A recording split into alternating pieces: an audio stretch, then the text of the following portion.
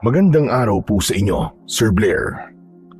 Lalong-lalo na po sa mga giliw ninyong tagapakinig at taga-suporta sa inyong YouTube channel.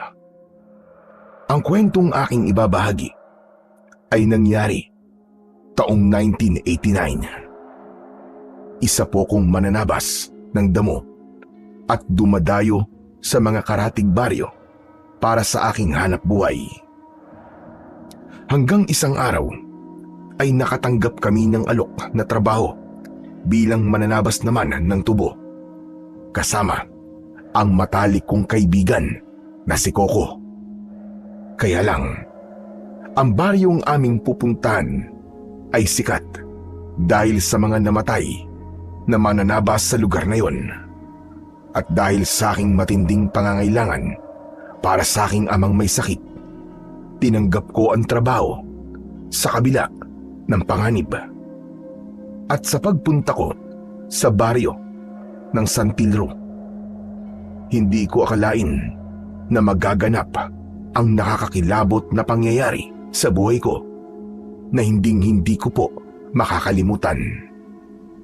Bago ko nga po pala simulan ang aking istorya, kilalanin niyo na lamang po ako sa pangalang Pablo. At ito ang aking kwento. Pablo, sigurado ka ba talaga sa binabalak mong gawin, ha? Tutuloy ka ba talaga pagpunta sa baryo ng Santilro? Aba, bakit hindi naman ako tutuloy sa pagpunta sa karatig baryo? Naroon ng trabaho para sa ating dalawa, di ba? Isa pa, hindi ko kailangan mamili ng trabaho. Lalo pa ngayon na may sakit si tatay at kailangan namin ng pera. Kahit na ba kahit si Mang Doming, hindi siya papayag na pumunta ka sa kinatatakutang baryo na yun. Aba, tsak na mag-aalala siya. Kaya nga hindi ko ipapaalam sa kanya nang di siya mag-alala. Ay nako, dapat pala hindi ko nalang sinabi sa iyo na merong nangangailangan ng mananabas sa baryong yun eh. Hindi tuloy sana ako nag-aalala sa iyo ng ganito. Ano bang dahilan at nag-aalala ka para sa akin? Ano ka ba? Hindi mo ba alam? Marami na ang pinatay na mananabas sa lugar na yun. Kaya nga, sa ibang lugar na sila naghahanap ng mga tauhan eh.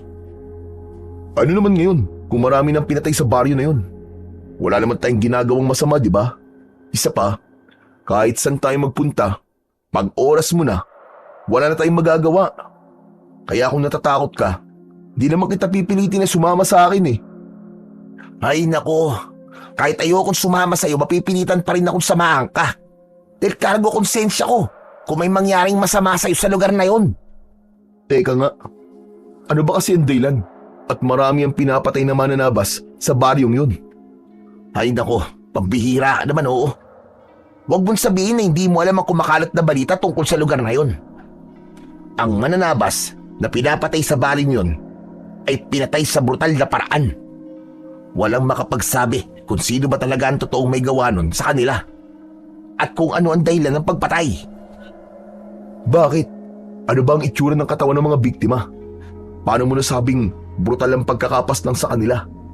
Aba, lahat daw ng mananabas na natagpuan na patay sa lugar na yon ay laslas ang leeg, putol ang kalang kamay at natutuyo ang katawan na para bang naubos ang kanilang dugo. Ang sabi pa nga kagagawad daw yun ng mapaghiganting nila lang. Yung tao raw na may galit sa mga mananabas. Kwento lang naman pala yun eh. Wala pa naman palang nakapagpapatunay na tao talaga may gawa nun sa mga biktima. Isa pa, trabaho ang pupuntahan natin dun. Hindi yung mga kung ano-ano nangyayari dun. Ay naku naman oo. Ewan ko sa'yo. Kahit kailan ka talaga, hindi ka marunong matakot. Sa Diyos lang ako natatakot. Pero kung sa kapwa nating tao, may pagtayuan ng balahibo, hindi yun mangyayari sa akin. Ikaw na nga ang bahala. Kahit pa siguro gumulong ako dito sa lupa at maglupasay, hindi magbabago ang pasya mo.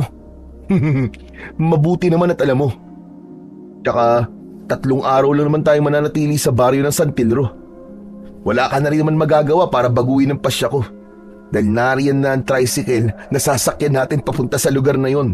Kaya halika na, huwag ka na magreklamo. Wala nang nagawa ang kaibigan ko na si Coco kundi ang sumakay sa tricycle papunta sa baryo ng San Pedro. 2 oras na biyahe bago kami nakarating sa kinatatakutang baryo. Pagbaba namin sa paradahan ng mga tricycle, marami kagad ang mga taong nakatingin sa amin na para bang nagtataka kung bakit kami naroroon. Hay nako, pambihira naman oo. Mas lalo kong kinakabahan sa lakad nating to, Pablo eh. Dahil sa uri ng tingin ng mga tao sa atin. Para bang lalamunin tayo ng buhay oh. Idagdag pa ang matalim nilang tingin sa dala nating itak. Ano ka ba naman, Coco? Hindi ka na nasanay? Hindi ba't dati kayong taga rito? Dapat kabisado mo na ang galaw ng mga tao sa baryong to. Dito lang ako isinilang, Pablo. Pero hindi ako dito lumaki. 5 taon ako nang umalis dito. At wala na akong maalala tungkol sa ugali ng mga tao dito.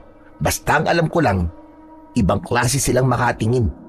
Para bang palagi silang nang aalipusta ng tao. Ikaw lang naman na nag-iisip ng masama sa kanilang tingin eh. Huwag mo silang tignan nang hindi ka kabahan. Ang hirap kasi sa'yo, masyado ka nagpapadala sa takot mo.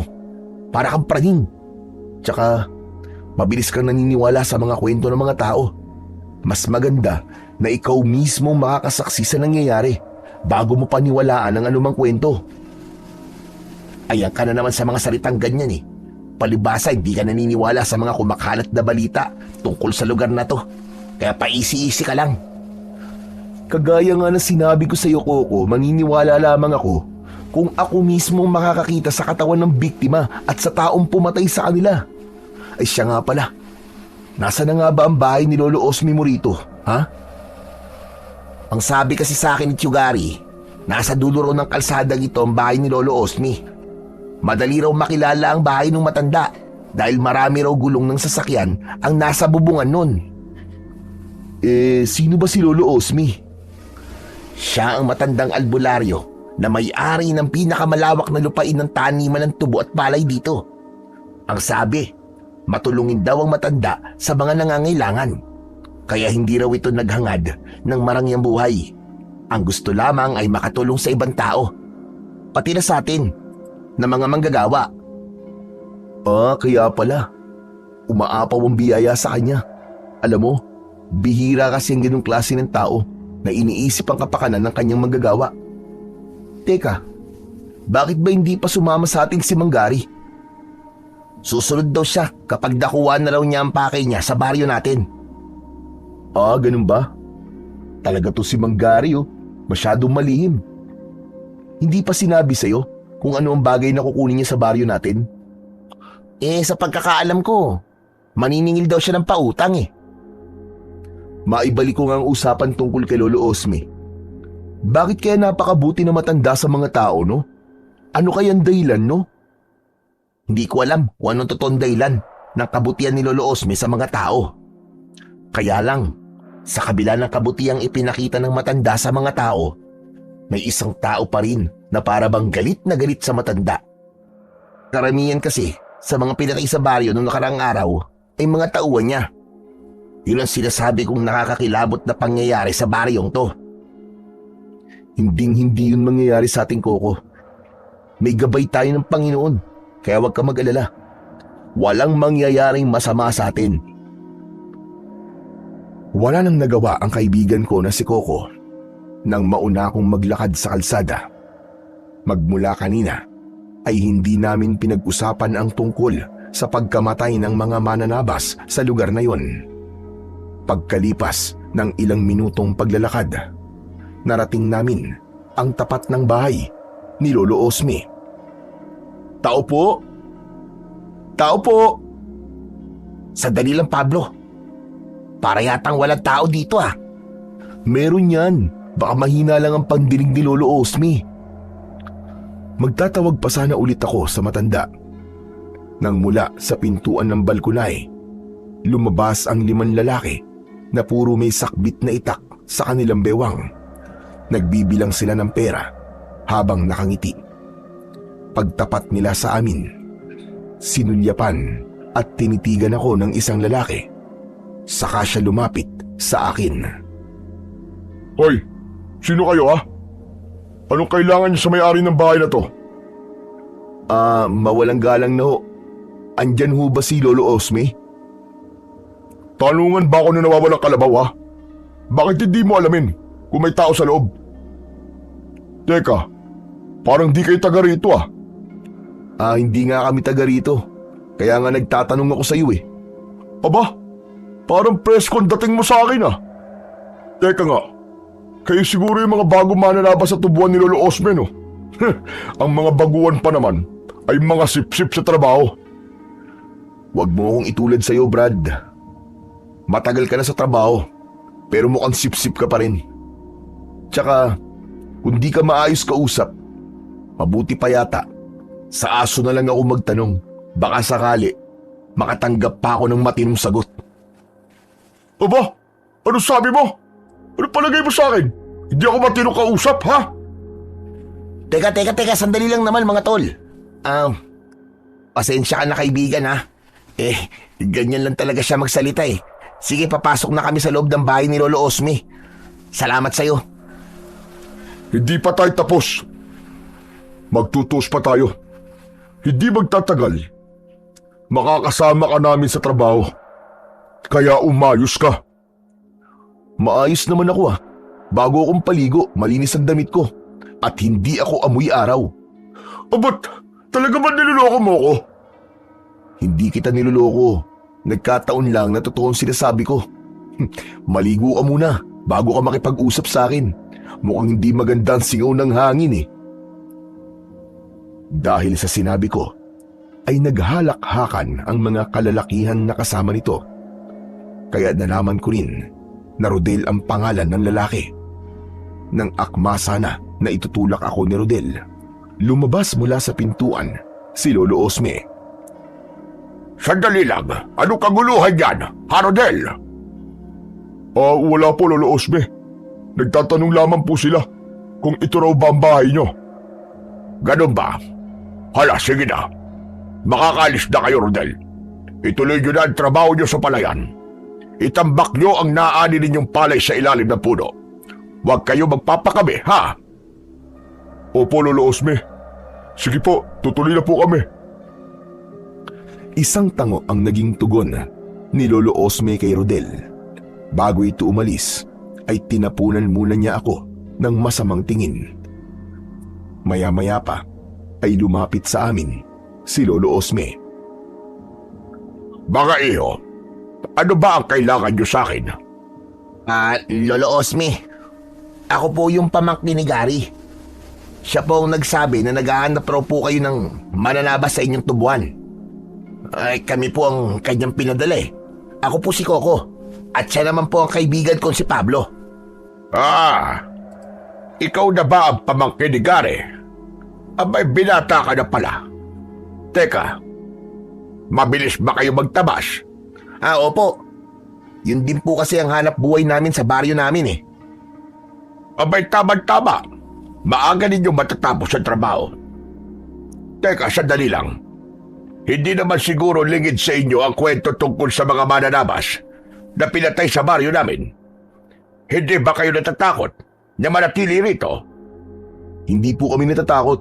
Isa pa po, trabaho naman po ang ipinunta namin dito eh. Mabuti naman kung ganon.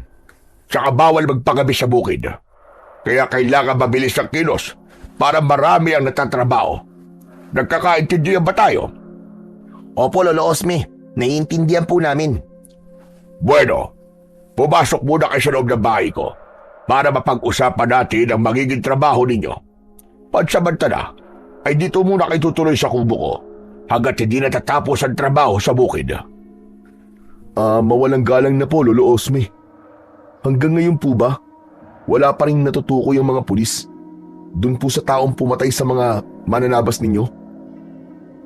Sa kasamaang palad, hanggang ngayon wala pa rin balita tungkol sa totoo sa larin.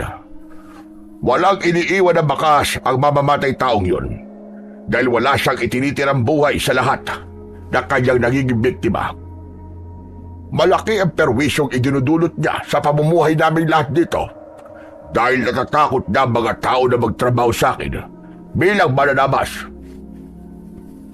Kahit nga po kami, Nag-aalala rin po sa kaligtasan namin, Lolo Osme. Kundi lang po kailangan ni Pablo ng pera para sa gamot ng tatay niya, aba, hindi po kami magtatrabaho dito. Isang malalim na buntong hininga ang pinakawalan ni Lolo Osme nang pumasok kami sa bahay niya. Pagkatapos ay naupo kami sa bangko na gawa sa kawayan at hinintay ang iba pang sasabihin ng matanda. Ang kwartong yun sa tapat ng kusina. Yun ang pansamantala ninyong magiging kwarto habang narito kayo sa baryo namin. Hala, sige na. Magpahinga na muna kayo at bukas na lamang natin pag-usapan ang magiging trabaho ninyo sa bukid. Salamat po, Lolo Osme. Ako dapat na magpasalamat sa inyong dalawa. Dahil kahit mapaganib ang baryong ito, ay hindi kayo natakot na pumunta rito. Sa gagawin niyo na to, marami akong matutulungan na naghihirap sa buhay at walang kakayahang magtrabaho para sa kanilang pamilya. Paano naman po? Kung hindi naman talaga nakakatulong ang ginagawa nyo at sa halip, tinuturuan nyo lamang po sila na maging tamad. Sila ang makikinabang sa kanilang katamaran, Koko. Dahil ako, tumutulong lamang ako sa kanila at pinipili ko lamang din ang tinutulungan ko. Ang nakakalungkot lamang, sa kabila ng kabaitan at pagtulong ko sa kanila, nakukuha pa nila akong pagnakawan. Grabe, ang tao nga naman. Ginagawan mo na ng kabutihan, gagawan ka pa ng masama. Ano pong ginagawa nyo sa tao pong magnanakaw, Lolo Osme? Pinarurusahan nyo po ba? Tumawa ang matanda. Saka siya tumingin sa aming dalawa ni Coco. Itinuro niya ang kanyang daliri sa itaas. Diyos ang sinasamba natin, hindi demonyo. Diyos ang nagbibigay ng parusa, hindi tayo mga tao. Ang pera gawa ng tao, pinagmumula ng kasamaan. Habang ang mga pagkain na ipinamimigay ko, galing mismo sa itaas. Maraming kasalanan ang nakukuha sa mga makabundong bagay. Kaya mag-iingat kayo. Tandaan nyo sa bandang huli, kaligtasan ng ating mga kaluluwa ang mahalaga. Napakabuti niyo po, Lolo Osme. Ipinahiwatig niyo po na Diyos na ang bahalang magparusa sa mga taong nagnanakaw po sa inyo. Di bali na magtiis kaysa magnakaw o gumawa ng kahit na anong kabalbalan. At ang pagtitiis, tandaan nyo, lagi ninyong ipagpapasa Diyos. Kaya sila rin ang magdudusa sa gagawin nilang kasalanan sa ibang tao. Kaya hindi ako tumitigil sa pagtulong sa mga taong kapuspalad. Kahit pa nga merong humahad lang sa akin sa pamamagitan ng pagpatay niya sa aking mga tauhan. Pati po ba sa taong pumatay? Ganyan rin po ba ang katwiran niyo, Lolo Osme? Paano naman po ang mga nagiging biktima? Ang tao na pumapatay ng kapwa-tao ay walang kapatawaran sa kabilang buhay. Tiyak na hindi makaliligtas sa parusa ang gumagawa ng ganon. Ngunit ang lahi ng matuwid ay siyang maliligtas. Darating ang oras na merong isang tao na pupuksa sa taong pumapatay ng kanyang kapwa. Maghintay lamang siya. Alam ko na merong Diyos na magpapadala ng taong pupuksa sa kasamaan ng taong pumatay sa aking mga tauhan. Bumakas ang lungkot sa mukha ng matanda bago siya nagpaalam sa amin na magpapahinga muna sa kanyang silid. Halika na, Pablo. Silipin na natin ang magiging kwarto natin. Teka. Akala ko ba ihatid mo lang ako? Bakit parang nagbago na yata ang isip mo? Natauhan ako sa mga sinabi ni Lolo Osme. Hindi karasan ang makakapagpatigil sa taong gustong tumulong sa kapwa. Walang makakadlang sa paggawa ng kabutihan sa kapwa. Dahil may Diyos na handang magparusa sa mga taong gumagawa ng masama. Tama ka, Coco. Salamat tol. Kaibigan talaga kita. Siyempre naman, walang iwalan, no? Sabay kaming napahalakhak ng tawa habang papasok kami sa loob ng aming magiging kwarto. Maganda naman ang unang araw namin sa baryo ng San Telro. Saksi kami sa kabutihan ni Lolo Osme. Kinabukasan ay sinamahan kami ng matanda sa kanyang tubuan para magtabas muna ng damo. Sa kanya kami iniwan dahil may pasyente raw itong dumating. Tol, makatagal kaya tayo sa baryong to? Bakit mo naman naitanong yan? Kasi tignan mo, ang lawak ng tubuan ni Lolo Osme. Tapos, tayo lang ang maglilinis nito? Aba, parang mahirap yun ah. Hindi ba't ang iba naman ay nasa palayan, nag-aani sila ng palay? Tsaka mabuti na yung ganito na tayo lang ang nagtatrabaho sa lugar na to para iwas gulo na rin. Lalo na kung tungkol kay Rodel. Sa simula pa lang mainit na ang dugo ko sa kanya. Pareho tayo, tol. Para kasing masyadong mayabang yung lalaking yun. Akala ko nga magsusuntukan na kayo kahapon eh. Mabuti na lang din at hindi natuloy. Dahil kung hindi, basag talaga sa akin ang pagmumukha niya. Akala mo kung sino Mananabas din naman na kagaya natin. Sarili nga niyang amoy, hindi maasikaso. Tapos pakikialaman pa niya tayo. Tama ka riyan. Ay nako, wag na nga natin pag-usapan ng tungkol sa taong yun. Nakakainit lamang ng ulo eh. Hala, sige na. Tapusin na lang natin ang pagtataba sa mga damo nang makauwi na kagad tayo sa bahay. Bigla kasing sumama ang pakiramdam ko eh. Ewan ko ba kung bakit. Aba tol, bawal magkasakit Nasa ibang baryo tayo kaya umayos ka. Ayoko mag-alaga ng pasyente Pambihira ka naman. Ano ko bata para alagaan mo? Wala akong sinabi, basta ayoko lang na nag-aalaga ng taong may sakit tapos. Ipinagpatuloy namin ni Coco ang pagtatabas sa mga damo. Pagsapit ng 4:00 ng hapon, nagpasya na rin kaming umuwi. Nadatnan namin si Lolo Osme. Kausap niya ang isang lalaki. Pasensya ka na, Ador. Talagang wala akong maibibigay na pera sa'yo. Alam mo naman na malaki na gastos ko sa pagpapalibing sa mga tauhan ko. Kung gusto mo magdala ka na lang muna ng mga bigas. Bigas? Bakit bigas ang ibibigay mo sa akin? Pera ang hinihingi ko, Lolo Osme. Bakit ang ibang tao nabibigyan niyo agad ng tulong?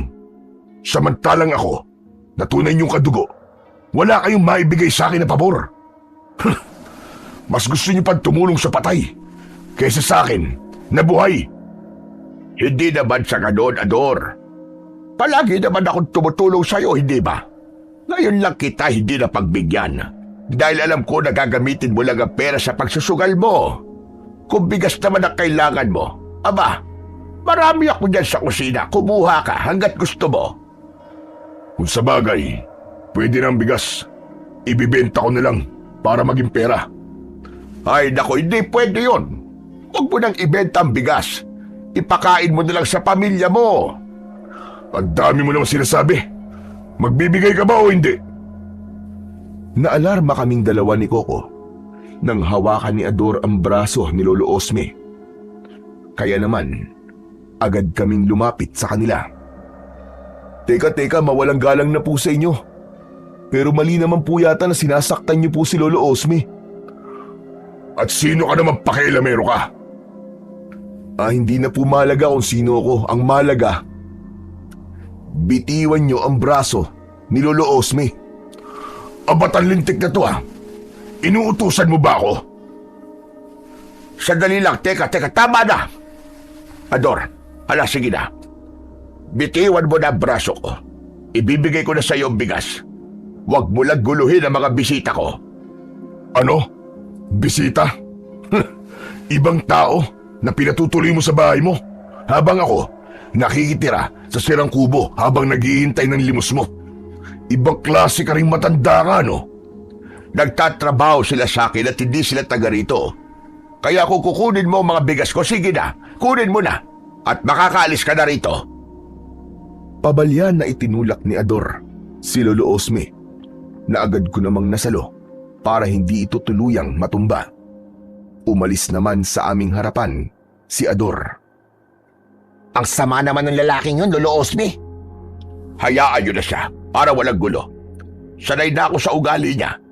Mas lalo lamang lumala ang kanyang pananakit. Magmula nang malulog siya sa sugal. Bakit niyo po hinahayaan? Nasaktan niya po kayo. Mamimihasa yan. Wala naman ako magagawa. Pamilya ko siya. Ano? Siguro siya po ang tinutukoy nyo kahapon na magnanakaw, no? Tumango si Lolo Osme bilang pagsang-ayon sa tanong ni Coco. Maya-maya pa ay inalalayan namin siyang umupo. Kasunod ng paglabas ng bahay ni Ador. Buhat ang isang sakong bigas. Awa ang naramdaman ko kay Lolo Osme. Sa kabila ng pagiging mabuti niyang tao, may mga tao pa rin na nagsasamantala sa kanyang kahinaan. Mabuti naman at natapos ninyo ng maaga ang pagtatabas sa mga damo. Hindi po namin natapos ang tabasin, Lolo Osme. Umuwi lang po kami kagad dahil masama raw po ang pakiramdam ni Coco eh. Kaya ako na lang po magtutuloy bukas ng natira naming trabaho. Aba, kailan pa masama ang pakiramdam mo, ha, Coco? Kanina lang pong umaga, Lolo Osme. Gusto ko na po magpahinga. Talagang mabigat lamang po ang pakiramdam ko. Hala, ay sige na. Magpahinga ka muna. Mamaya ay pupunta na lamang kita sa silid mo para gamutin ang sakit mo. Agad na tumayo si Coco at pumasok siya sa loob ng kanyang silid. Muli namang nagsalita si Lolo Osme habang nakatingin sa akin. Ikaw naman, Pablo, magpahinga ka na rin at bukas ay maaga ka pang aalis. Mamaya na po ako magpapahinga. Maghahasa pa po ako ng itak eh. Patingin nga ako ng itak mo. Iniabot ko kay Lolo Osme ang itak. Hinugot yun ng matanda sa kaluban nito, saka pinagmasdan ng mabuti ang talim. Napatitig siya sa akin ng matagal. Gaano na ba katagal sa'yo ang itak na ito, iho? Mula pa po ng 5 taong gulang ako. Palagi ko na pundala ang itak na yan at madalas ay ginagamit ko po sa pangunguhan ng gatong. Sino ang nagbigay sa'yo nito? Ibinigay po kasi sa akin yan nang namatay kong lolo na si Lolo Gastor. Ang sabi po niya, ang edad daw po ng itak na yan ay halos 100 taon na. Hindi lang 100 taon ang edad ng itak na to, Pablo. Nagtataka ko kung paano ito napunta sa'yo. Alam mo bang ang nagmamay-ari ng itak na ito ay isang mahusay na mananabas? Ang pangalan niya mismo ang nakaukit sa talim nito. Siya, si Baldubino, ang dakila at malupit na mananabas nung kapanahunan niya. Siya nga po nagmamay-ari ng itak na yan. Siya rin po ang lolo ni Lolo Gastor. Teka, paano niyo po nalaman ang tungkol sa itak ko? Dahil sikat ang kwento ng itak ni Baldubino. Hanggang sa nagpasalid-salin ng istorya ng mga matatanda tungkol sa kabayanihang ginawa niya. Kaya bihirang tao lamang ang hindi nakakakilala sa kanya. Ako nga po, ngayon ko lang po nalaman ang tungkol sa kanya. Ang alam ko lamang po ay ang tungkol sa ginawa ni Lolo Gastor nang iligtas niya po ang mga tao laban sa mga pirata gamit po ang itak na to. Naniniwala ka ba na minsan ang nailigtas ng itak na to ang baryo namin? Ang itak na ito ang pumatay sa mga nilalang ng kampo ng kadiliman. Kung tutusin, wala na ang talas nito kumpara sa dati na hawak pa ito ni Baldubino. Biglang nawala ang talas ng itak nang mamatay siya. May paniniwala na mahiwaga raw ang sandatang to at kadalasan ay tinatamaan daw ng naglalakad na bolang kidlat. Ano ho? Bolang kidlat? Oo, bolang kidlat. Ang bolang kidlat ay yung madalas na lumilitaw kapag may ulan, kulog at kidlat. Kadalasan, lumilitaw rin kapag masama ang panahon o di kaya naman kapag may bagyo. Kaya mag-iingat ka, baka ikaw ay mapahamak kapag palagi mo itong dala. Pero matagal ko na po itong dala eh. Wala pa naman po nangyayaring masama sa akin. Hindi ko sinasabi sa ito para takutin ka, Pablo. Ang gusto ko lang ay maging handa ka sa posibleng mangyari sa'yo habang dala mo ang itak na yan. O hala, sige na. Maghahanda muna ako ng hapunan natin. Tumayo ang matanda at ibinalik sa akin ang itak. Naiwan akong natitigilan habang pinagmamasdan ang talim ng sandata ko. Dahil sa mga nalaman ko, hindi agad ako dinalaw ng antok. Kinabukasan ay maaga akong bumangon sa higaan. May lagnat si Coco, kaya ako na lang ang mag-isang nagpunta sa bukid. Pagdating ko sa tubuan, ay sinimulan ko ng linisin ang mga damo. Naku, tanghali na pala. Munti ko na makalimutan ang oras ng pagkain Agad akong nagtungo sa malaking puno kung saan naroon ng pagkain na iniwan sa akin ni Lolo Osme. Kaya lang, si Ador ang nadatnan kong kumakain ng aking baon. Pasensya ka na. Nagutom ako kaya itong pagkain mo na lang ang nilantakan ko. Total naman, si Lolo Osme nagluto nito eh. Masarap talagang magluto matandang yun, ibang klase. Hindi ako nagsalita. Sa halip, tinignan ko kung may natira pang pagkain sa lagayan. Kaya naman, dismayado ko nang makitang walang natirang pagkain para sa akin. Sobra naman po yata ang ginawa nyo. Kahit sana kumain kayo ng pagkain ko, nagtira man lang sana kayo para sa akin. Ang damot mo naman. Tsaka nagugutom ako eh. Pero gutom din po ako at pagod. Ano naman po ang lakas na magagamit ko kung walang laman ng tiyan ko, di ho ba? Aba, problema mo na yun. Lintik na to. Si Lolo Osme naman na nagluto ng pagkain mo Kaya ano ba problema mo Wala po akong problema. Kaya lang, kayo na po nagsabi na para sa akin ang pagkain na yan. Bakit niyo po kinain? O ano? Magsusumbong ka ba kay Lolo Osme Kahit naman magsumbong ka wala rin naman magagawa matandang yun. Nakakainis. Mas gusto niyang tulungan ng masasamang ugali na kagaya mo. Hindi po masama ang ugali ko. Hindi lang talaga magandang ginawa niyo. Ang laki-laki ng katawan niyo Hindi kayo magtrabaho ng marangal para mapakain niyo ng maayos ang sarili niyo. At huwag niyo po sanang kalimutan na meron kayong pamilya na umaasa sa inyo. Mabuti kayo busog. Paano naman ang asawa at anak niyo? Sige nga. Dala ng galit ni Ador, ibinato niya sa akin ang plato na agad ko namang naiwasan. Tumayo siya at akma na dadakutin ang aking damit, ngunit kumilos agad ako. Nahawakan ko kagad ang kanyang braso. Matatanggap ko. Nalamunin niyo ang pagkain ko. Pero ang saktan ako. Aba, hindi ko po yung matatanggap. Baka dito palang itumba ko na ho kayo. Huwag niyo akong subukan. Kahit dayo lamang ako rito. Hindi niyo kilala ang pagkatao ko. Matapang ka kahit wala ka sa sariling teritoryo mo Bitiwan mo kamay ko. Baka patulang kita. Kung saan ako nakatayo, yun ang teritoryo ko. Hindi rin ako pumapatol sa matanda. Pero kapag nasaktan ako, kahit anak niya, idadamay ko sa galit ko. Biglang natigilan si Ador dahil sa sinabi ko. Hinablot niya ang kanyang braso mula sa aking kamay. Saka siya umalis at naglakad papalayo sa akin.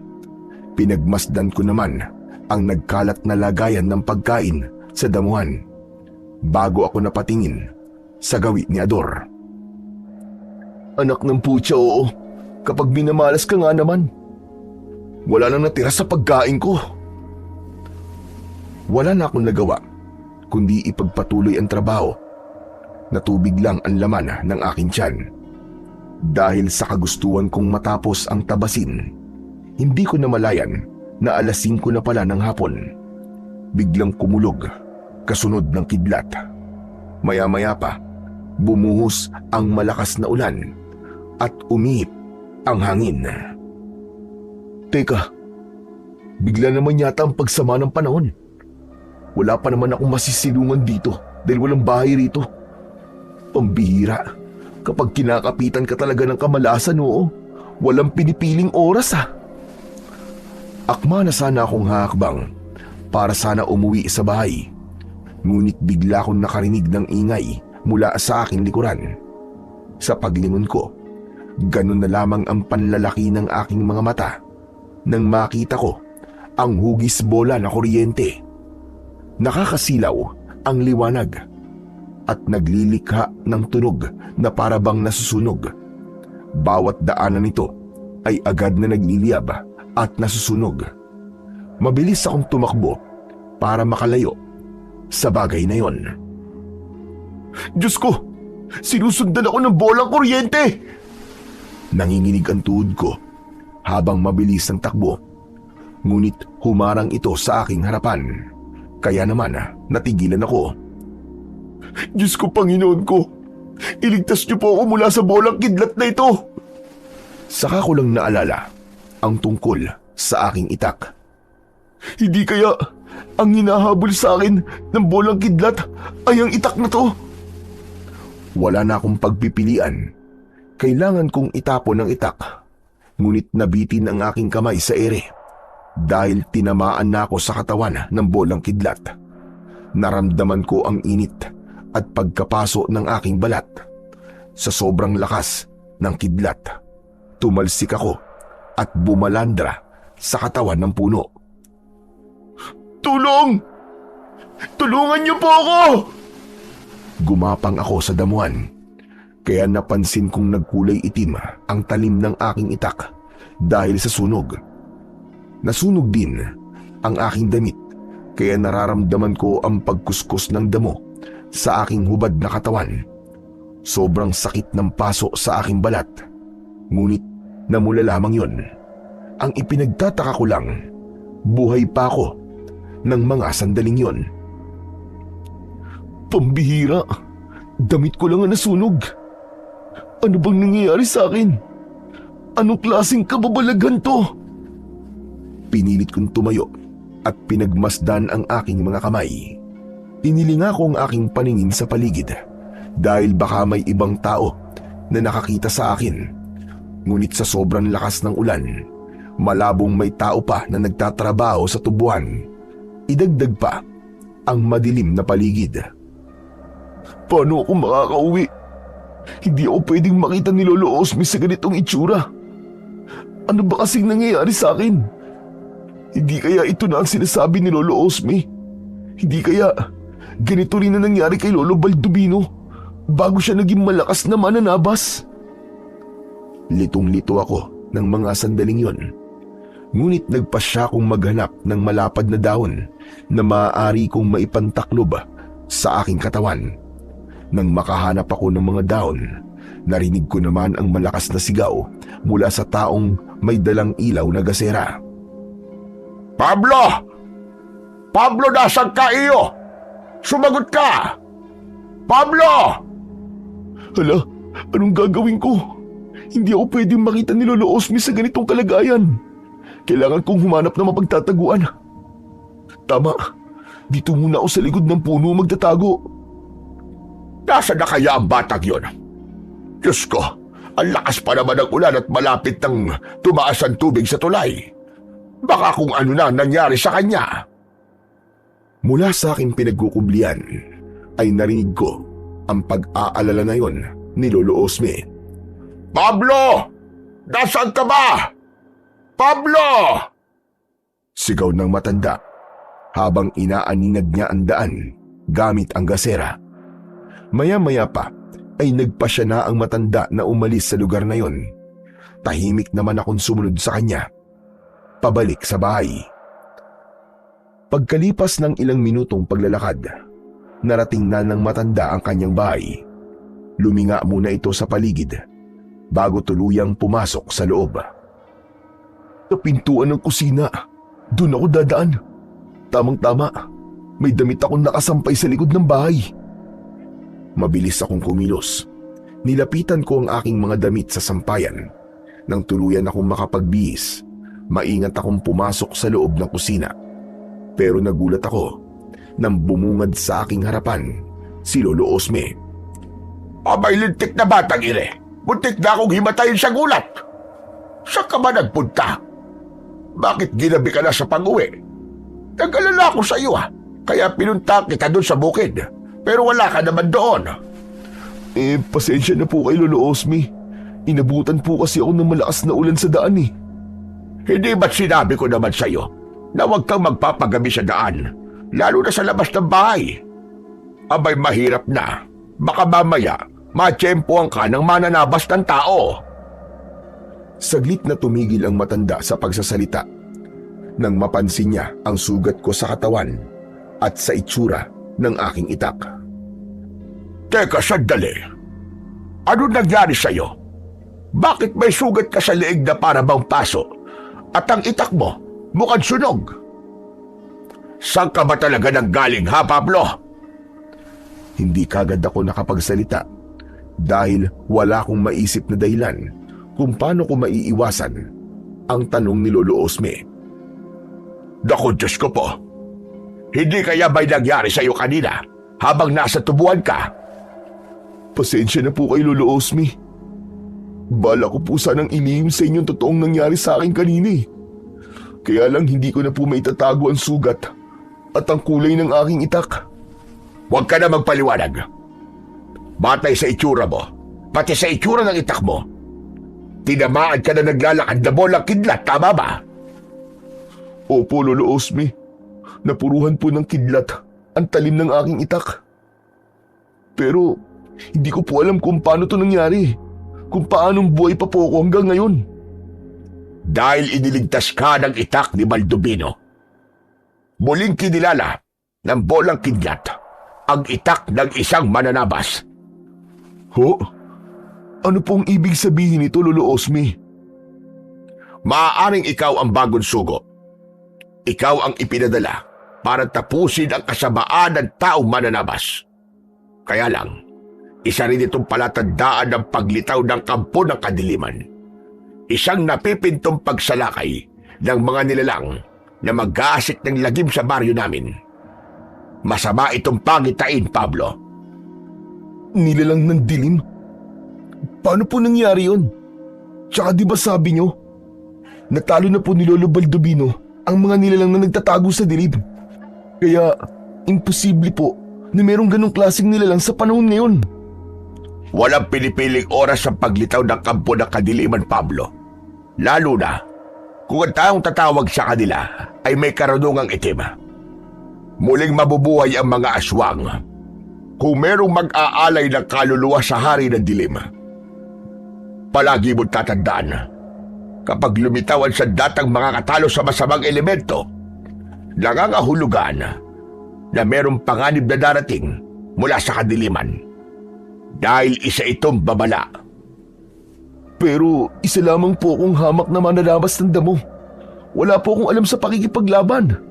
Isa pa nasunog po ang talim ng itak ko. Tuluyan na nga pong nawala ang talas eh. Kaya imposible po ang sinasabi nyo. Bakit hindi mo subukan ang itak? Kapag umitim ang talim, mas matalas yun. Saglit akong napatitig sa muka ni Lolo Osme. Pagkatapos, ay itinaga ko sa lamesa ang itak. Ganun na lamang ang panlalaki ng aking mga mata. Nang mahati ko yun, hindi agad ako nakapagsalita dahil sa labis na pagkabigla. O ano? Nakita mo na kung gaano katalas ang itak mo? Ibig sabihin nun, ikaw ang sunod na tagapagligtas. Masaya ako dahil alam ko na narito na ang bago naming tagapagligtas. Nagtataglay ka na ngayon ng kapangyarihan ng bolang kidlat na siyang magagamit mo laban sa mga masasamang nilalang. Mapipigilan mo na ang kasamaan sa pamamagitan ng makapangyarihan mong sandata. Teka ho, Lolo Osme. Ipapaalam ko po ba kay Coco ang tungkol sa kapangyarihan kong ito? Walang sino man ang dapat makaalam tungkol sa kapangyarihan mo, Pablo. Dahil kung hindi, manganganib ang buhay mo. Bihira lang ang tao na nagtataglay ng ganyang kapangyarihan. Kaya mo na ring magpailaw ng bombilya gamit lamang ang kamay mo. Kapag nakarating sa ahensya ng gobyerno ang kakayahan mo na yan, pag-aagawang kanila at siguradong pag-aaralan ka ng mga siyentipiko. Gusto mo ba yon? Ayoko ho. Sige po, ililihim ko na lang po sa lahat ang tungkol sa kapangyarihan ko. Sa ngayon, magiging banta ka na sa buhay ng taong mananabas. Kailangan ko ang tulong mo para malaman ko kung sino ang totoong pumatay sa mga tauhan ko. Nakahanda po akong tumulong sa inyo, Lolo Osme. Alang-alang po sa ustisyang nararapat sa mga tauhan nyo at sa lahat po ng mga nakatira sa baryong ito. Maraming salamat, Pablo. Panahon na para matapos na ang brutal na pagpatay ng mananabas sa mga tao. Pero, paano po kung nagkamali po kayo ng hinala? Paano kung hindi naman talaga taon totoong pumatay sa mga tauhan nyo? Paano po kung kagagawan ng aswang ang pagkamatay nila? Na meron din pong kasanayan sa paghawak ng itak. Teka. Sinasabi mo bang aswang ang totoong pumatay sa kanila? Ganun ba? Opo, hindi po ba't kayo na rin po nagsabi na kasabay ng pagbabalik ng kapangyarihan ng sandata ang paglitaw naman ng masasamang nilalang sa mundo natin? Diyos ko. Oo nga no. Maring tama sinabi mo, Pablo. Ngunit anong dahilan? Bakit ang mga tauhan ko lang ang pinapatay niya? Marami po ang posibleng dahilan. Baka naghihiganti. O kaya naman may lihim na galit sa inyo. Sa dami ng taong nagawang ko ng kasalanan noon, hindi ko na alam kung sino ang totoong kalaban. Sinasabi niyo po bang merong naghihiganti sa inyo? Ngunit anong dahilan? Bakit niya kayo pinaghihigantihan? Isa akong kapitan noon sa baryong ito. 20 taon nang nakakalipas nang ipasunog ko ang bahay ng 5 pamilya na inakusahan ko ng pagnanakaw. Nag-ugat ang lahat dahil sa isang maniparatang. Ang aking anak mismo nagturo sa kanila na sila ang nagnakaw sa bigas na para sana sa mga taong higit na nangangailangan. Pagkatapos po, ano pong nangyari? Namatay sila at lumabas ang katotohanan na ang anak ko pala mismo ang kumuha ng aking bigas at ibinenta sa kabilang baryo. Yun ang posible kong nakikita dahilan kung bakit naghihiganti siya sa akin. Ngunit patay na ang anak ko. Baka isinod niya si Ador, ang aking apo. Kung ganun, maaaring isa po sa pamilya nang ipinasunog ninyo ang nakaligtas at ngayon ay naghihiganti sa inyo. Ako ang may kasalanan. Ako lang dapat ang patayin niya. Huwag na siyang mandamay pa ng ibang tao. Lalo-lalo na ang apo ko. Sobra ko nang pinagsisisihan ang mga nagawa kong kasalanan sa kanila. Kaya po ba bumabawi kayo sa paggawa ng kabutihan sa inyong kapwa para pagbayaran po ang nagawa ninyong kasalanan noon? Oo, Pablo, tama ka. Yun ang katotohanan ko bakit tumutulong ako sa mga tao. Umaasa ako na sana babawasan man lang ang bigat na dinadala ko sa akin dibdib. Gabi-gabi akong hindi pinapatulog ng aking konsensya. May awa po ang Diyos, Lolo Osme. Alam ko po na mapapatawad din kayo ng Diyos. Kaya patawarin niyo rin po kasalanan ninyo nang gumaan po ang pakiramdam niyo. Masama ang ginawa ko, ngunit mas masama ang ginawa ng salarin dahil marami siyang idinamay na ibang tao para lamang makapaghiganti sa akin. Nagkakamali po kayo, Lolo Osme. Malinaw po na naghihiganti siya. Hindi lang po sa inyo, kundi pati na rin po sa mga tao na sumunog sa kanilang tahanan noon. Diyos ko, anong gagawin ko, Pablo? Magsisiman ako, huli na. Hindi ko na mabubura pa ang aking pagkakamaling nagawa. Ikinalulungkot ko pong sabihin, Lolo Osme. Ngunit gaano man ninyo pagbayaran ng inyong kasalanan, hindi po mabubura sa isip po ng taong nasaktan ang nagawa ninyong pagkakamali. Ganun pa man ang paraan na ginamit ng nilalang na yon para makapaghiganti sa inyo. ay kasalanan pa rin sa batas ng tao at ng Diyos. Isang malalim na buntong hininga ang narinig mula kay Lolo Osme bago siya pumasok sa kanyang silid. Kinabukasan ay nagulat ako sa malakas na sigaw ni Rodel kasama ang 4 niyang kaibigan. Lolo Osme! Lolo Osme! Lumabas po kayo! Ang mga tanim nyo para pong may sumunog! Sabay kaming 3 ni na Lolo Osme at Coco sa paglabas ng bahay para harapin ang humahangos na si Rodel. Teka, anong ibig mo sabihin na nasunog ang aking mga tanim?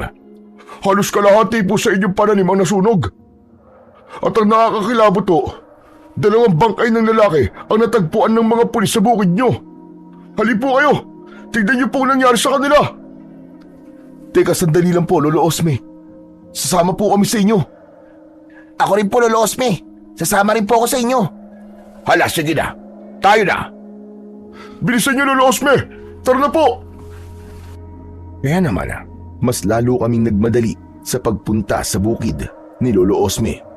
Pagdating namin doon, ay marami na ang mga taong nakikiusyoso sa mga bangkay. Lahat sila ay bakas sa mukha ang takot. Nandun din si Ador, habang kausap ng mga pulis. Mabagin langit. Sobra naman ang brutal na pagpatay kina Leon at Arnel. Hindi na ito makatao. Ang hindi rito makatao ay ang bukid nyo, Lolo Osme. May dalang kamalasan ng taniman nyo. Pinamamahayan ng salot. Walang salot at walang malas sa mga pananim ko. Ang bibig mo ang totoong salot. Dahil kung ano-ano lumalabas dyan sa bunganga mo. Marami nang natatakot na magtrabaho sa inyo dahil sa misteryosong pagpatay sa lahat ng mga mananabas ninyo. At natitiyak kong isusunod nila ang 2 mong kasama, Lolo Osme. Kinilabutan ako nang ituro kami ni Ador.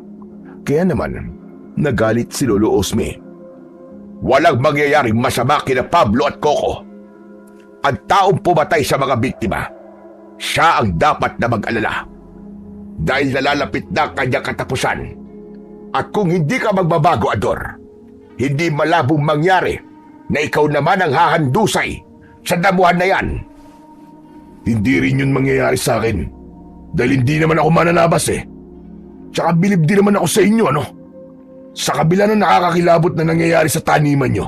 Aba, may mukha pa kayong iniharap sa mga pamilya ng namatayan. Bakit hindi ko haharapin ang pamilya ng mga namatay? Hindi naman ako ang pumatay sa kanila. Parang ikaw na rin ang pumatay sa kanila. Kaya dapat magsisi ka ng matanda ka. Malapit na ang katapusan mo. Ador, huwag ka magsalita ng ganyan kay Lolo Osme. Baka nakakalimutan mo. May kasalanan din ang tatay mo. Kaya huwag kang magmalinis. Anong sabi mo? Alam ko na ang totoong nangyari sa pamilya ninyo. Ang hindi ko lang maintindihan kung bakit ka nagkakaganyan. Imbis na gumawa ka ng kabutihan para pagbayaran ng nagawang kasalanan ng tatay mo, dinadagdagan mo pang paghihirap ng kalooban ni Lolo Osme. At kung umusta ka, para bang wala siyang nagawang kabutihan para sa'yo. Hoy, huwag kang makialam dito ah. Hindi kita pamilya. Wala kang pakialam dito. Hindi nga kita pamilya. Hindi ko rin kadugo si Lolo Osme. Pero mas may malasakit pa ako sa kanya kaysa sa'yo na totoo niyang kapamilya. Tama na, Pablo. Huwag mo nang patulan niyang si Ador. Dahil inawat ako ni Lolo Osme, pinagmasdan ko na lamang ang bangkay ng 2 lalaki. Batay po sa itsura ng kanilang sugat sa leeg. Parang nanggaling sa matalas na itak. Halos balat na lamang po natira sa kanilang leeg. At kapansin-pansin po ang pagkatuyo ng kanilang dugo. Meron din po silang pasa sa katawan. At ito pa, malayo rin ang talsik ng kanilang kamay habang tangan pa rin ang kanilang itak. Maaring pinutol muna ang kamay bago sila nilaslasan ang leeg. Lolo Osme, nakakapag-alala na po ang nangyayari sa baryo natin ah. Dapat siguro itigil na muna ninyo ang pagpapaani ng palay. Pati na ang pagtatabas ng mga damo. Kung ititigil ko ba ngayon, paano na tayo? Paano mga taong umaasa sa akin? Pero Lolo Osme, marami pa po ang buhay na maaaring mawala kapag hindi nyo itinigil ang pagpapatrabaho sa inyong bukid. Teka, sandali lang. Ano naman ang kaugnayan ng sinasabi mo sa problema ng baryo nyo, Rodel? Huwag kang sakim. Isipin mong kaligtasan ng manggagawa. Malinaw na pahiwatig ito ng salarin na itigil na ni Lolo Osme ang pagpapatakbo sa kanyang asokarera at palayan. Malinaw na pagbabanta ang nangyayaring ito. Kahit na anong mangyari, hindi ako natatakot. Hindi ko ititigil ang pagpapatrabaho ko. Kung kinakailangan na ako ang magtabas ng aking mga pananim, ay gagawin ko. Huwag lang matigil ang hanap buhay ko. Paano na ang mga taong umaasa sa akin? Kayo po ang bahala. Ang sa akin lang naman ay paalala para maiwasan ang ganitong pangyayari. Salamat sa paalala mo, Rodel. Pero tutulungan ako ni Pablo. Hindi kita pipilitin na magtrabaho sa akin. Basta si Pablo, handa siyang magtrabaho sa akin. Hindi ko po alam na madali na palang nabilog ni Pablo ang ulo nyo, Lolo Osme. At nagpadala kayo sa kanyang pagiging sipsip. Hindi ako sipsip. Hindi lang ako duwag na katulad mo. At dapat sa inyo na kaibigan mo, bumalik na sa baryo nyo. Dahil kapag napahamak kayo sa baryo namin, malaking pananagutan pa yun. Sisiguraduhin ko sa'yo na hindi kami mapapahamak dito. Lalaban ako sa taong pumapatay sa mga biktima. At sisiguraduhin ko na hindi ang bangkay ko ang bubulagta sa baryong to, kundi ang katawan ng mananabas na yun. Hindi ka lang pala sipsip ano? Mayabang ka rin pala. Rodel, pwede ba? Tama na. Lahat na lamang ng nagiging trabahador ko inaaway mo. Pareho ko naman kayong tauhan. Hala, sige na Pablo. Umuwi na tayo. Bukas mo na lang ipagpatuloy ang trabaho dito sa bukid kapag nakuha na ng mga pulis ang katawan ng mga biktima. Mabuti pa nga po. Umalis na po tayo sa lugar na to, Lolo Osme. Hindi na kasi maganda ang simoy ng hangin dito eh. Sumunod ako kay Lolo Osme. Si Coco naman ay kanina ko pa napapansin na walang kibo. Kaya kinausap ko siya habang naglalakad kami. Bakit ang tahimik mo yata ngayon ha? Masama pa rin ba ang pakiramdam mo ha, Coco? Hindi na masama ang pakiramdam ko, Tol. Nag-aalala lamang ako sa kaligtasan natin. Tama naman si Rodel eh. Umuwi na tayo. Aanin natin ang malaking halaga na kikitain natin dito. Kung tayo naman ang mapapahamak. Naiintindihan ko naman ang kinakatakot mo, Tol. Pwede ka naman umuwi sa atin eh. Mabuti nga yun nang hindi ako nag-aalala at kahit papano, merong magbabantay kay tatay habang wala ako. Hindi ko naman kayang iwan ka rito, Tol. Hindi ako mapapalagay. Baka mapahamak ka eh. Walang mangyayaring masama sa akin. Ano ka ba? Kaya kong sarili ko. Sige na. Mag-impake ka na ng mga gamit mo at ihatid kita sa sakayan ng tricycle. Mas makakabuting umuwi ka na muna sa atin. Huwag ka mag-alala. Susunod ako sa'yo. Sigurado ka ba, Tol? Oo nga. Para hindi ka na mag-alala. Ayoko rin naman na mapahama ka rito eh. Malungkot kong tinapik ang balikat ng kaibigan ko. Ipinaalam ko na rin kay Lolo Osme na aalis si Coco. At agad din naman itong pumayag. Kami na rin ang nagatid sa kanya sa sakayan ng tricycle. Nang tuluyang makaalis si Coco, ay saka kami bumalik ni Lolo Osme sa kanyang bahay para mag-isip ng plano. Hindi po natin mahuhuli ang salarin kundi tayo magbibigay ng pain, Lolo Osme. Ano ang ibig mo sabihin, Pablo? Ipapain ko po ang sarili ko para malaman kung sino po ang totoong salarin. Hindi ako papayag sa gusto mo mangyari. Hindi mo kabisado ang kakayahan ng iyong kalaban.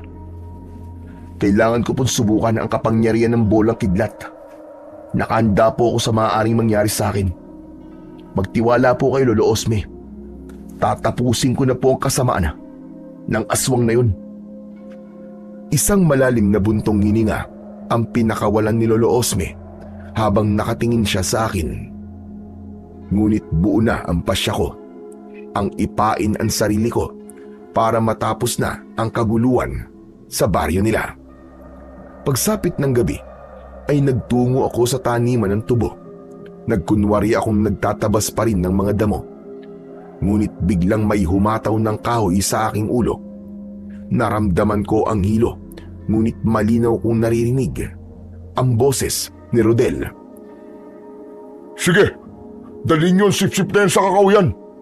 Doon sa dating tambayan, nang makita niya ang hinahanap niya. Teka, anong gagawin niyo sa akin?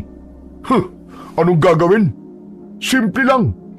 Pahihirapan kita para kusa ka nang umalis sa baryo namin. Akala mo ba hindi ko alam na balak mo kung agawan ng trabaho kay Lolo Osme, ha? Kung ganun, ikaw ang pumatay sa mga tauhan niya. Ano ko, si Raulo? Siyempre hindi akong pumatay sa kanila, no? Tinakot ko lamang sila. Pagkatapos ay iniiwan namin sa kakahuyan. Kinabukasan, nababalitaan na lang namin na patay na sila. Salamat sa taong pumatay sa kanila dahil inaalis niya ang lahat ng mga sagabal sa trabaho ko. Teka, akin na nga ang itak mo. Baka makalaban ka pa eh. Mabulilyaso pa ang plano ko. Pakawalan niyo ako, mga hayop kayo. Sa inyo ba ako dadalhin? Magsisisi kayo sa gagawin niyo sa akin. Bakit naman ako magsisisi? Matagal na namin ginagawa to. Hala, sige na mga bata. Bugbugin niyo na yan. Lumpuin niyo. Bilisan niyo. At baka mamaya ay may makakita sa atin dito. Dahil sa nararamdaman kong pananakit ng aking ulo, hindi ako makalaban sa kanila. Kaya naman, lahat ng sipa at suntok nila ay sinalo ko. Maya-maya pa ay bigla kaming nakarinig ng kaluskos sa paligid. Kaya naman, pansamantala silang tumigil at inilinga nila ang kanilang paningin sa madilim na bahagi ng kakahuyan. Hala, anong ingay yun? Bakit parang may ibang tao sa lugar na to? Hoy, ikaw Pablo, may kasama ka ba rito, ha? Wala akong ibang kasama rito. Pero malamang ang ingay na naririnig nyo ay ang isang nilalang na totoong pumapatay sa mga tao. Tinatakot mo ba ako? Hindi kita tinatakot. Pero masasabi kong kabahan ka na dahil natitiyak ko na ikaw na ang mamamatay ngayong gabi. Dahil sa sinabi ko, pinagtulungan nila akong sipain sa tagiliran. Ngunit biglang umihip ang malakas na hangin at sa isang iglap, nakita kong tumalsik ang kamay ni Rodel, pati na ang kamay ng kanyang mga kasamahan. Umalingaw-ngaw ang sigaw nila dahil sa labis na sakit. Napaluhod sa lupa si Rodel habang umiiyak. Aray! Sakit! Iko! Sino ang hayop na pumutol sa kamay ko? Magpakita ka! Inilinga ko ang aking paningin sa paligid. Habang hinahanap ang nilalang na may gawa sa kamay ng 5 lalaki, inaninaw ko ang aking itak na nakalapag sa lupa. Kahit masakit ang aking katawan, ay bumangon ako at dinampot ko yun. Saka ko itinutok ang talim sa paligid. Sino ka? Magpakita ka! Huwag kang duwag! Harapin mo ako! Dahil sa ingay ni Rodel at ng mga kasama niya, hindi ko namalayan kung paano nilaslas ng nilalang ang leeg ng mga kaibigan ni Rodel. Nanlaki ang aking mga mata nang tumambad sa aking paningin ang isang nilalang na mukhang bangkay. Dinilaan ito ang talim na mayroong bahid ng dugo. Mahaba ang kanyang leeg na nanlilisik pa ang kanyang mga mata. Habang tangan niya ang kumikislap na itak, itinutok niya yon sa leeg ni Rodel. Wag! Wag mo siya sasaktan! Anong klaseng nilalang ka? Para kang kidlat kung kumilos at tumatake ah! Huwag mo nang alamin kung anong klaseng nilalang ako. Pagbalaga, masisip-sip ko na ang dugo ng hayop na ito. Wag! Wala siyang kasalanan! Hindi ba't ito naman ang nararapat para sa mga kagaya nilang naiinggit sa kanilang katrabaho at sip-sip sa kanilang amo? Marami na silang pinahirapan Kaya nararapat lamang sa kanila na tulad na kagaya ng paghatol ng mga tao sa pamilya ko. Sandali! Huwag mo siyang papatayin. Wala siyang kinalaman sa ginawa ni Lolo Osme sa pamilya mo. Meron. Dahil taga rito siya. Walang makakapigil sa akin. Kaya panoorin mo kung paano ko siya papatayin at pupugutan ng ulo sa harapan mo. Nanlaki ang aking mga mata nang mula sa aking harapan, pinugutan ng aswang si Rodel. Wag! Dala ng bugso ng aking damdamin, agad ko siyang inatake ng aking itak. Ngunit nakaiwas siya habang walang tigil sa kakahalakhak. Inatake niya ako ng taga na agad kong naiwasan. Kaya naman tumigil ito at sinuri ang aking sandata. Parang may kakaiba sa'yo. Walang sino ba nang nakakailang sa aking pag-atake. Ngayon lang ito nangyari. Anong meron sa'yo? Bakit? Natatakot ka na ba? Nilalang na nagtatago sa pagiging aswang para pumatay ng taong walang kalaban-laban. Ako ang harapin mo ngayon, hayop ka. Nang makita mo ang hinahanap mo. Ako ang unang sumugod gamit ang aking itak. Sinalubong naman niya ako ng taga. Kaya nagtagpo ang aming talim sa gitna. Malakas ang aswang kahit payat ito. Mapula ang kanyang mga mata na punong-puno ng galit at puot. Galingan mo sa pagtago! Ngayong nakaharap na kita, maliit na mundong ginagalawan mo! Hindi mo ako matatalo. Dahil papatay kita. Masisilayan ng buong baryo ang kamatayan mo. Kasama ng mga lalaki kita. Habang nagpapambuno kaming dalawa, siniko ko siya na tumama naman sa kanyang muka. Bumagsak siya sa lupa. Nakaagad din naman na bumangon. Tumalon siya ng mataas at pagbagsak niya ay nakaumang ang kanyang itak na agad kong nasalag. Umislap ang talim sa ere at sa muli kong pag-atake sa kanya, naputol ng aking sandata ang kanyang itak. Kaya naman napatras siya ng akbang at nag-aalalang napatingin sa akin.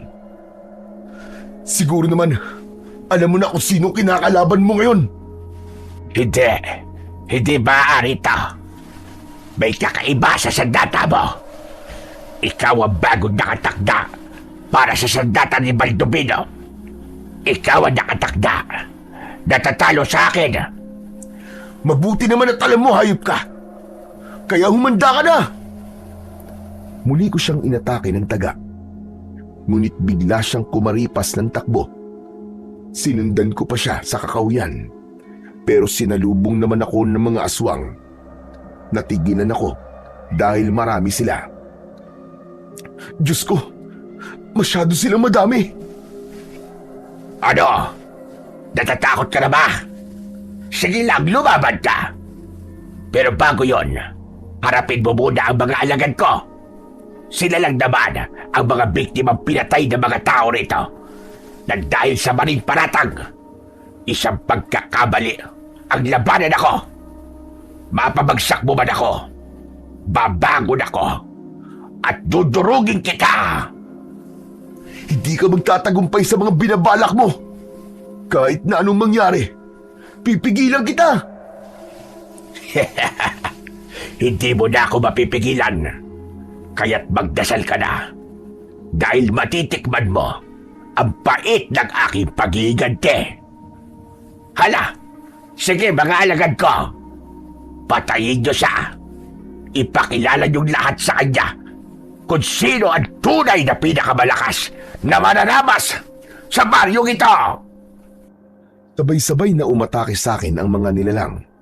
Hindi ko halos makita ang kanilang paggalaw dahil sa kakaiba nilang bilis.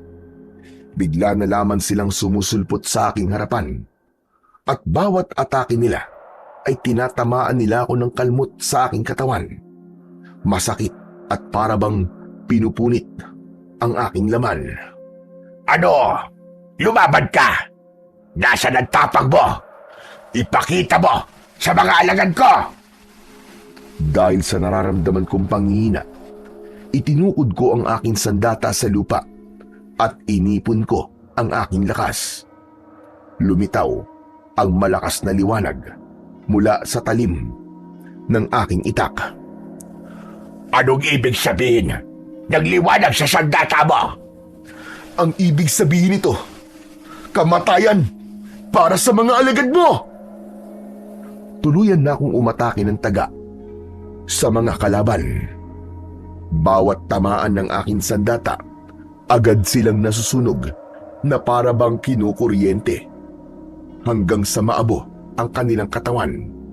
Idagdag pa ang malakas na enerhiyang gumagapang sa aking braso at bilis na para bang kidlat. Atras! Umatras kayong lahat! Hindi nyo siya kaya! Sinubukan pang tumakas ng mga aswang mula sa aking sandata. Ngunit nahagip pa rin sila ng aking taga. Lahat sila ay nagkikikisay at bumubula ang bibig hanggang sa tuluyang maabo ang kanilang katawan. Babalik ako! At pagbabayaran mo ito! Tandaan mo yan! Lumaban ka! Huwag kang duwag! Hindi ko na siya naabutan nang kumaripa siya ng takbo at nawala sa madilim na bahagi ng kakawyan. Biglang tumahimik ang paligid. Malungkot kong binalikan ang katawan ni Rodel at ng mga kaibigan niya. Nakadilat pa ang kanilang mga mata habang putol ang kanilang kamay. Patawarin niyo ako. Hindi ko kayo nailigtas. Bibigyan ko kayo ng katarungan. Isinusumpa ko na wala ng buhay ang mawawala sa baryong to. Mabilis akong umalis sa lugar na yon at umuwi sa bahay ni Lolo Osme. Nagatnan ko siyang pabalik-balik sa paglalakad at bakas sa kanyang muka ang labis na pag-aalala. Lolo Osme, nabigo po ako. Hindi ko po alam na nandun po si Rodel at ang mga kasama niya. Patay na po sila, Lolo Osme. Pinatay sila ng aswang na mananabas. Ano ka ba? Apay, Diyos ko po! Ano nangyari? Paano silang namatay? Inatake po sila ng aswang habang binubugbog po nila ako. Matagal na po nilang binubuli ang mga tauhan niyo at iniiwan po sa kakawyan.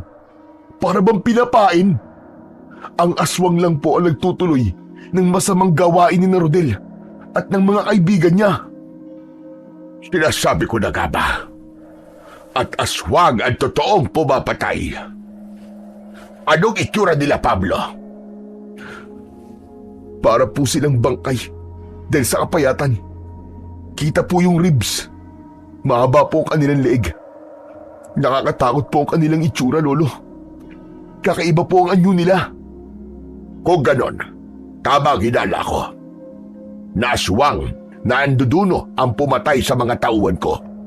Sila ang mga nilalang na umiinom ng dugo.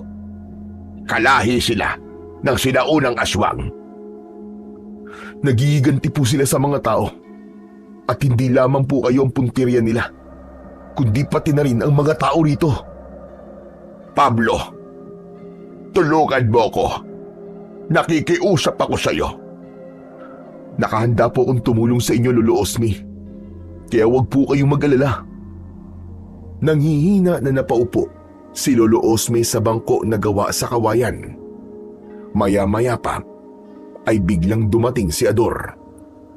Hoy, Lolo Osme! Nasaan ang pera mo, ha? Ibigay mo sa akin! Wala akong pera, Ador, at wala akong maitutulong sa iyo.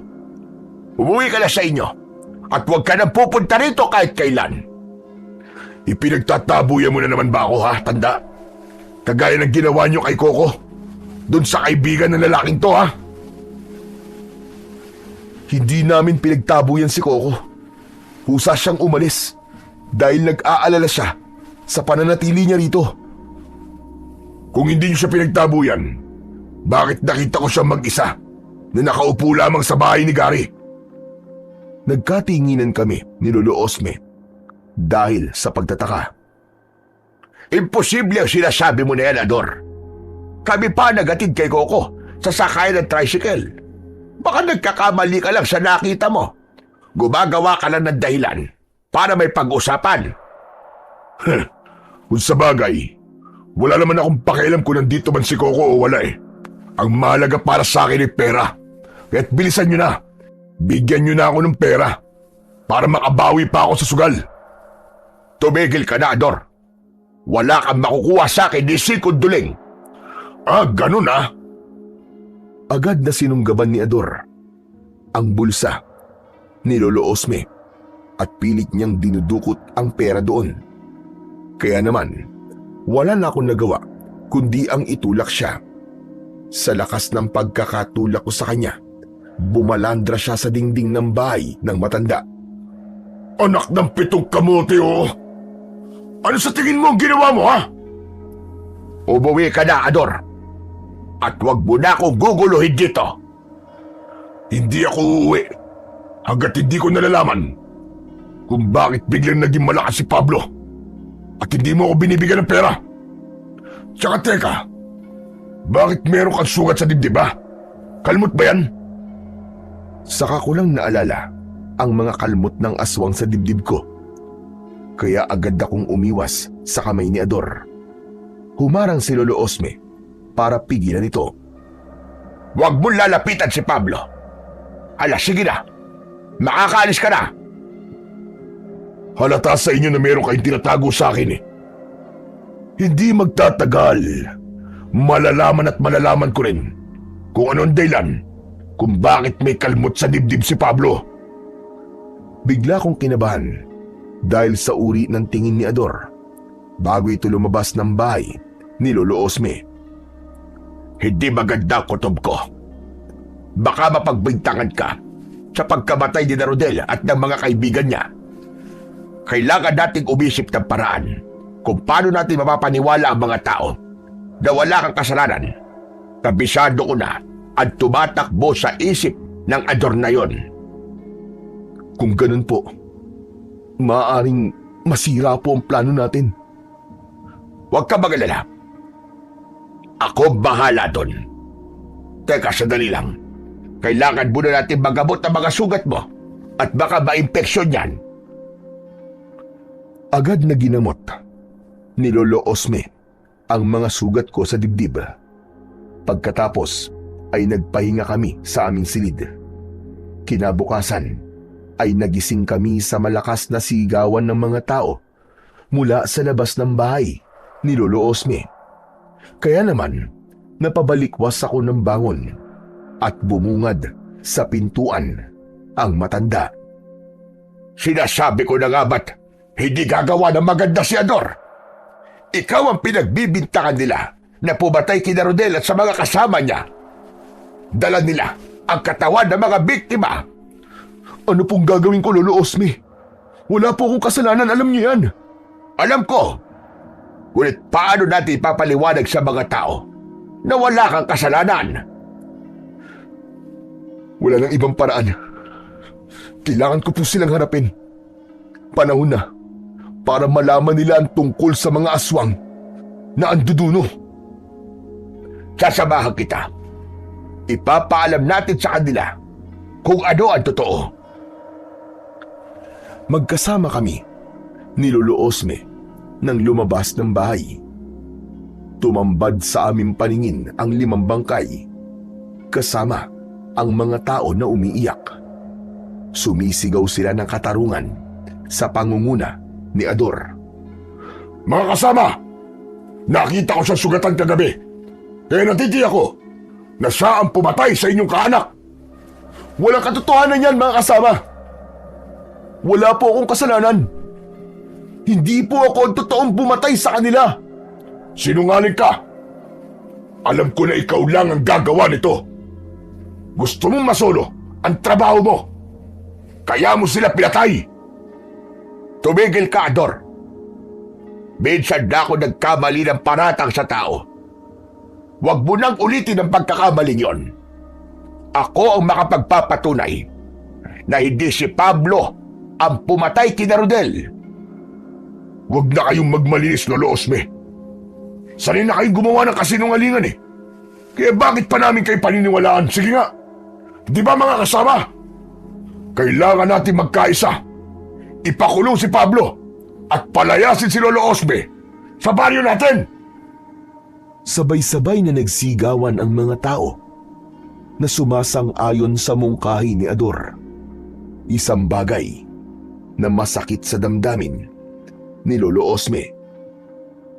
Pagkatapos kayong tulungan ni Lolo Osme, ganyan pa ang isusukli nyo? Ang paalisin siya sa baryo nyo? Pambihira kayong lahat. Wala kayong mga puso. Napakasama nyo. Kaya naman siguro pinagigantian na kayo ng aswang. Dahil sa pagkakamali nyo. Tumigil ka, Pablo. Hindi mo kami malilinlang. Ikaw ang tumigil. Sa kapaparatang ng kung ano-ano sa akin. Kapag tuluyang umalis si Lolo Osme dito, ikaw ang makikinabang sa lahat ng maiiwan niya. Kaya mo to ginagawa. Isa pa, wala kang patunay na ako talaga ang pumatay kina Rodel at sa mga kaibigan niya. Kaya mag-iingat ka sa pambibintang na ginagawa mo. Sigurado ako sa sinasabi ko at hindi totoo ang mga aswang-aswang na yan. Kaya mga kasama, naniniwala ba kayo sa dayuhan na to? Walang sumigaw. Hindi sila sumang-ayon sa tanong ni Ador. Sa halip, yumuko lang sila na parabang nahihiya. Aswang ang totoong pumatay sa kanila at sa lahat ng mga taong namatay dito. Ako mismo nakakita sa mga aswang na anduduno.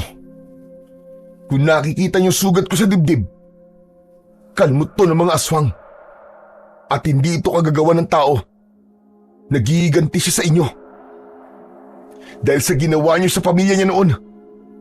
Ang pamilya na sinunog ninyo dahil sa maling paratang. Pumagitna ang katahimikan sa kanilang lahat. Bumakas ang takot at pag-aalala sa kanilang muka. Aminado sila sa kanilang naging kasalanan. Maya-maya pa, si Lolo Osme naman ang nagsalita. Mga kasama, kailangan natin magiganda sa pagsalakay ng mga aswang sa baryo natin. Kalokohan! Hindi ako naniniwala sa mga sinasabi ninyo. Kung ang mga tao ay nabilog niyong ulo, pues hindi ako. Ibahin niyo ako. Patutunayan ko na si Pablo talaga ang pumatay kay Rodel. May patayan na nagaganap sa lugar na ito. Kahit nung wala pa si Pablo. Kaya huwag kang hangal, Ador. Wala ka na nga silbi. Nagdudulot ka pa ng kaguluhan. Baka isang araw, ikaw naman ang matsyempuan ng mga aswang na anduduno. Hindi nakasagot si Ador sa sinabing yun ni Lolo Osme. Tahimik siyang umalis at iniwan ang mga tao. Humingi sila sa akin ng pasensya at dinala nila ang katawan ng mga nasawi sa barangay hall. Salamat sa Diyos. At napaniwala natin sila, Pablo. Dahil wala naman po talaga akong kasalanan, Lolo Osme. Natigilan ako sa pagsasalita nang mapansin ko si Coco. Nakatayo siya sa labas ng bakuran habang malungkot na nakatingin sa amin. Teka, si Coco yun ah. Anong ginagawa niya rito? Bakit siya nandito? Lapitan mo, kaibigan mo. Totoo pala sinabi sa atin ni Ador. Hindi siya natuloy umuwi sa inyo. Pero bakit kaya? Nilapitan ko ang aking kaibigan na si Coco. Bakas sa kanyang muka ang pag-aalala. Coco, bakit nandito ka? Akala ko ba'y umuwi ka na? Tol, hindi ko kayang iwan ka eh. Hindi kaya ng pagsensya ko eh. Tapos ito pa ang madadatnan ko. Pinagbibintangan ka nila na pumatay kay Rodel. Ano ba kasing nangyari, Tol? Pumasok muna tayo sa loob ng bahay. Doon tayo mag-usap, dali. Agad kaming pumasok sa bahay ni Lolo Osme. Pagkalapag niya ng gamit, ay agad siyang nagtanong sa akin. Tol, ano nangyari kay Rodel? Totoo ba narinig kong aswang na anduduno ang pumatay sa kanila? Oo, Coco. Ako mismo ang nakakita sa mga aswang. Kung ganun muntik ka nang mapahamak. Pasensya na kayo. Kasalanan ko. Dapat hindi ko na kayo idinamay sa problema ko. Dapat pinauwi ko na kayong dalawa. Lolo Osme, wala po kayong kasalanan. Kaya huwag niyong sasabihin yan. Teka, sandali lang, Coco. Saan ka ba natulog kagabi? Natulog ako sa lumang bahay ni Tio Gary. Di na ako nakabalik dito dahil gabi na Natakot ako na baka matsyempuan ako ng mananabas Isa pa. Ano ba plano mo ngayon, Tol?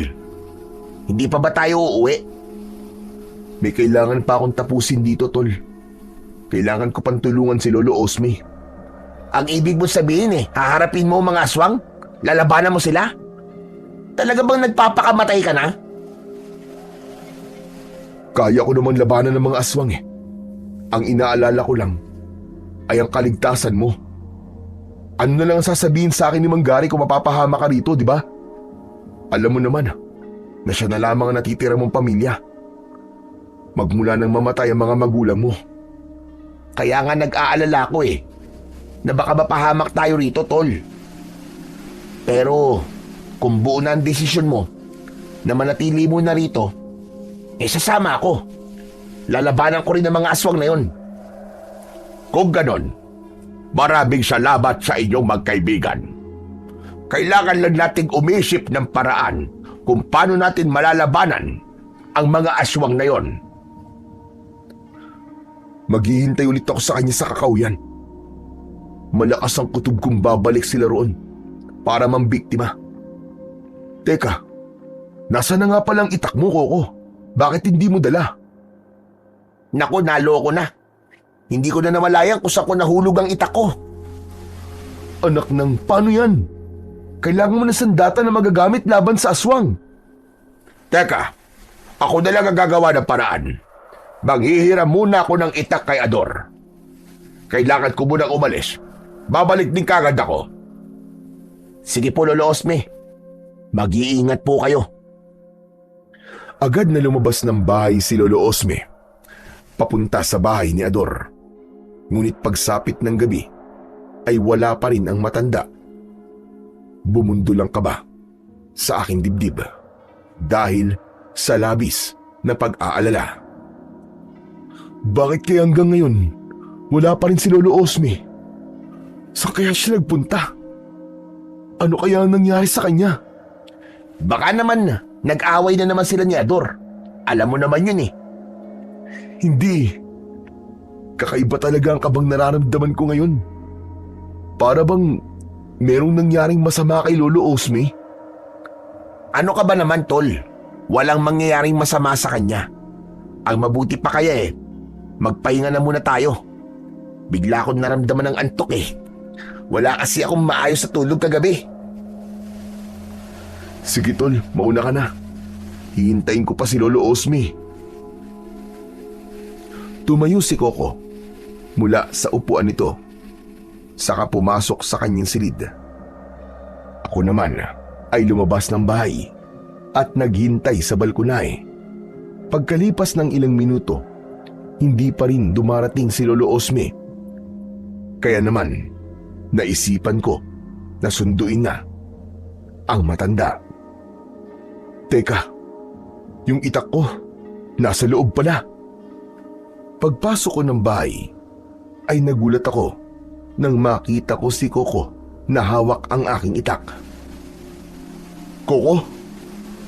Anong ginagawa mo, Tol? Ngumisi si Coco na para bang biglang nagbago ang kilos nito. Malayo sa kaibigan na nakilala ko. Coco, akin ang itak ko. Baka mamaya masugatan ka niyan. Parang ito ang gusto kong gamitin, Tol Sa'yo na lang ang itak na hiniram ni Lolo Osme kay Ador. Coco, alam mong hindi ko yung pinapagamit sa iba. Kaya akin na yan. Ibigay mo sa akin ang itak ko. Hindi ko akalain na ganito nang pala kadaling makuha ang itak na to. Matagal ko nang inaasam na mahawakan to eh. Ano bang ibig mo sabihin, Coco? Huwag kang magsalita ng ganyan. Para kang baliw eh. Pinatay ni Lolo Gastor ang lolo at lola ko, habang ang bahay namin ay ipinasunog ni Lolo Osme at namatay naman ang mga magulang ko. Sinadya kong pagsamahin kayo sa baryong to para iisa lang ang gagawin kong pag-atake. Ang galing ng plano ko, di ba? Nadala ko kayo sa lugar na to at sabay-sabay ko kayong papaslangin. Teka. Ano ba sinasabi mo, Coco? Hindi kita naiintindihan eh. Bihag ko si Mandoming. Binabantayan siya ni Tio Gary sa bahay niya. Ito na ang araw ng paniningil ko. Ang balikan ng lahat ng taong may atraso sa akin. Kasama sa pagiganti ko, ang patay ng lahat ng kaanak ng mga taong sumira sa buhay ko. Tuluyan na akong kinabahan nang maintindihan ko kung sino si Coco. Maya-maya pa ay narinig ko ang malakas na sigaw ni Lolo Osme mula sa labas ng bahay. Pablo, mag-iingat ka! Si Coco ang anak ng mga taong sinunog ng taong bayan. Kalaban siya. Siya ang pinuno ng aswang na andoduno. Kasama namin ang tatay mo. Iniligtas namin siya mula kay Gary. Papatayin ka niya. Kasama ka sa pag-iigantihan niya. Dahil sa aking mga narinig, agad akong sumunggab kay Coco para agawin ang itak. Ngunit malakas siya, kaya bumalandra ako sa dingding. Nasira yon, kaya bumagsak ako sa lupa. Itinutok niya sa akin ang itak habang nakangisi. Akala ko ba makapangyarihan to? Bakit parang wala yatang bisa? Coco, itigil mo na to. Wala kaming kasalanan sa'yo. Bakit mo to ginagawa? Isinumpa ko na uubusin ko ang lahi ng mananabas. Maging ang angkan ni Lolo Osme ay papatayin ko. At hindi mo ako mapipigilan sa gagawin ko. Lilimasin ko ang lahat ng mga tao rito. Mula sa aming harapan, nagpalit bigla ng anyo si Coco. Naluluwa ang aking mga mata dahil sa aking natuklasan. Walang kasing sakit na malaman na ang dati kong kaibigan ay kaaway ko palang mortal. Lumapit sa akin si Coco at inatake niya ako ng taga. Nakaiwas ako at gumanti sa kanya ng sipa na tumama naman sa kanyang muka. Muli ko siyang sinunggaban. Nagpambuno kaming dalawa pero tinamaan ako ng siko niya sa aking dating sugat hanggang sa napaatras ako at bumagsak sa lupa. Kasabay ng malakas niyang pag-angil, sumalakay ang kanyang mga alagad. Sumalubong naman sa mga aswang ang taong bayan sa pamumuno naman ni Ador at ng aking ama. Nagpambuno silang lahat, kaya napuno ng ingay ang loob ng bakuran ni Lolo Osme. Mabilis akong bumangon at hinarap si Coco. Labag man sa kalooban ko ang labanan ka.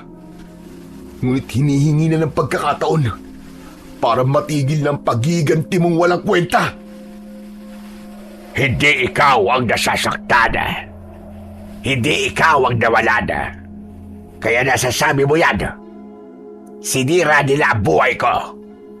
Magpasalamat ka na lang sa nangyari kagabi.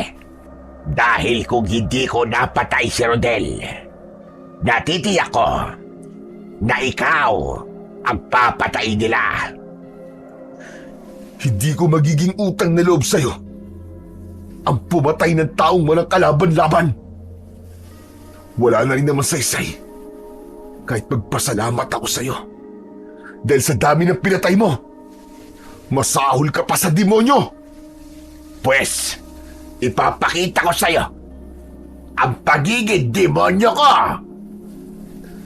Mabilis na kumilos si Coco at sa isang iglap, 3 kagad na tao ang naputulan niya ng kamay. Kasama na roon si Ador. Anak ng putya! Hindi maaari ito! Ang kamay ko! Lolo Osme, ang kamay ko naputol! Ang sakit! Ako na lang! Tama na! Ako na lang! Ako na lang ang parusahan mo! Wala silang kasalanan sa'yo! Ako na lang! Kulang pa ang buhay mo sa buhay na kinuha mo sa'kin. Buong angkan ko ang pinatay ninyo. Kaya uubusin ko rin ang lahi nyo. Isasama ko kayong lahat sa impyerno! Umatake ng taga si Coco kay Lolo Osme. Ngunit mabilis akong humarang at sinalo ang kanyang kamay. Sinuntok ko siya sa leeg at inagaw ko sa kanya ang itak. Wala ang karapatan sa sandata kong ito! Biglang nagliwanag ang aking kamay nang mahawakan ko ang aking itak. Tinaga ko sa balikat si Coco, ngunit agad siyang nakaiwas. Pero hindi siya nakaligtas sa aking sipa na tumama sa kanyang dibdib. Pasadsad siyang bumagsak sa lupa, pero agad siyang tinulungan ng kanyang mga alagad para itayo. Hindi na ako nag-aksaya ng oras. Agad akong umatake sa kanilang lahat. Tig-iisang bigwas ng taga ang ginawa ko at agad ko silang napugutan ng ulo. Pablo! Sa likod mo! Ngunit huli na para umiwas ako sa pag-atake ng aswang na si Gary. Ngunit maagap na naiharang ni Ador ang kanyang itak. Kahit putol na ang isang kamay nito, ay nagawa pa rin itong makipagsabayan sa aswang. Pinugutan nito ng ulo ang tiyo ni Coco hanggang sa bumagsak ito sa lupa. Maraming salamat sa pagkakaligtas mo sa akin, Ador. Walang anuman yun. Hindi maaari! Pinatay niyo ang tiyuhin ko! Magbabayad kayong lahat! Lalong-lalo ka na! Lolo Osme! Patawarin mo na ako, Coco. Hindi ko sinasadya nangyari sa pamilya mo. Pinagsisisihan ko na ang lahat. Hindi sinasadya. Kung sabihin ko rin kaya sa'yo na hindi ko sinasadya ang ginawa kong pagpatay sa mga tauhan mo. Matutuwa ka ba? Walang kapatawaran ang ginawa mo sa pamilya ko. At buhay mo rin ang magiging kabayaran. Sige na, handa na ako. Patayin mo ko kung yun ang makapagpapatahimik sa'yo. Patayin mo na ako! Hindi yun ganun kadali, tanda. Lahat kayo ay nagkamali sa akin. Pati na ang mga taong ito na ngayon ay katulong nyo sa pagbuksa sa mga alagad ko. Kamatayan lang ang nararapat sa inyong lahat. Paano naman kami na walang kasalanan sa'yo? Paano kami mga nadamay lang? May kasalanan man o wala, papatayin ko. Dahil pare-pareho lamang kayong tao. Pare-pareho kayong masasama. Tikman nyo ang pait ng pag-iiganti ko! Mabilis at parang kidlat na kumilos si Coco. Naagaw niya ang hawak na itak ni Ador at sa isang iglap, naputulan niya ito ng isa pang kamay. Ganon din ang ginawa niya sa ibang mga lalaking tumulong sa amin. Hindi rin nakaligtas pati ang aking ama na si Mandoming. Agad kong iniharang ang aking itak sa harapan ni Coco at isang malakas na pagtaga ang ginawa ko. Sakto sa kanyang leg. Nilaslas ko yun, kagaya ng ginawa niya sa kanyang mga nagiging biktima. Napaluhod siya sa lupa, habang ako naman ay umiiyak na nakapikit.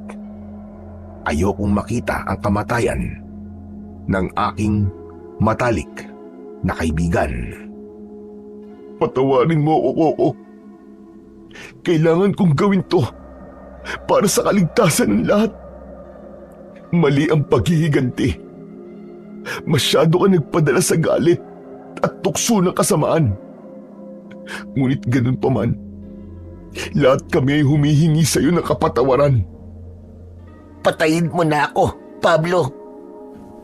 Para hindi na ako makagawa pa ng kasamaan. Patawarin mo ako, kaibigan. Hanggang sa muli. Patawad! Patawad, Tol!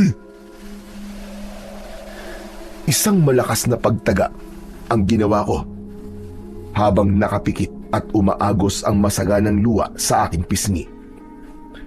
Kahit hindi ko siya nakikita, alam ko na nasusunog ang kanyang katawan sa kuryenteng dumadaloy sa talim ng aking itak. Hanggang sa wala na akong narinig na paglagablab ng apoy mula sa nasusunog niyang katawan. Dahan-dahan akong nagmulat ng aking mga mata at tumambad sa aking paningin ang abong katawan ni Coco. Tuluyan na akong napahagulgol ng iyak. Kaya lumapit sa akin si Ador. Patawarin mo kami, Pablo. Kung nadamay ka pa sa paghihiganti ni Coco. Yan ang dahilan kung bakit hanggang ngayon ay hindi ko mapatawad si Lolo Osme at ang aking ama. Idinaan ko sa pagpapahirap sa kanya ang konsensyang sila ang pumatay sa pamilya ni Coco. Hindi namin siya kagad nakilala. Kung hindi pa kami pumasok sa loob ng bahay ni Gary, hindi pa namin malalaman na siya ang bunsong anak ng pamilyang sinunog ng taong bayan. Ngayon, ay alam niyo na ang paratang sa kapwa ay masama.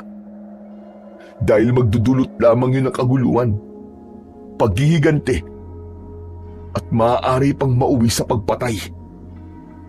Sana matuto na kayo na ang pagbibintang ay walang maidudulot na maganda sa buhay ng tao. Ako ang pinagmula ng gulo. Patawarin mo ako, Ador. Pati sa abo ni Coco. Pinagsisisihan ko na gawa ko kasalanan at patuloy na ihihingi yun ng tawad sa Panginoong Diyos. Huli man, para sa paghingi ng tawad. Pero pwede naman nating itama ang ating kinabukasan sa paglapit natin sa ating Panginoong Diyos. Tumayo ako at iginala ko ang aking paningin sa paligid. Marami ang sugatan. Marami ang nagkalat na putol na kamay. Yun ang simbolo ng matinding galit ng aking kaibigan. Maya-maya pa ay dumating na ang mga pulis.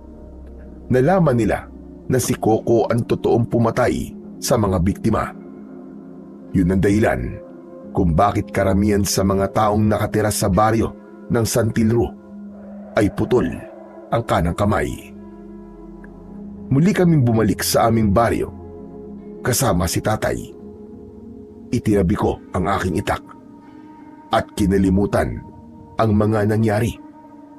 Natutunan ko na ang pagpaparatang ng mali sa kapwa ay masama. Magdudulot lamang yon ng paghihiganti at pagpatay. Hanggang pati ang kadiliman ay kinuha na ring kakampi upang maisakatuparan ang paniningil sa mga taong nakagawa sa kanya ng kasalanan. At sa bandang huli, buhay pa rin ni Coco ang naging kapalit. Hanggang ngayon, naaalala ko pa rin ang aking kaibigan. Sana ay umiral na lamang sa kanya ang pagpapatawad kesa ang paghihiganti. Kasama ko pa sana siya ngayon at baka meron ng sariling pamilya. Hanggang dito na lamang po ang aking istorya. Lubos na nagpapasalamat, Pablo.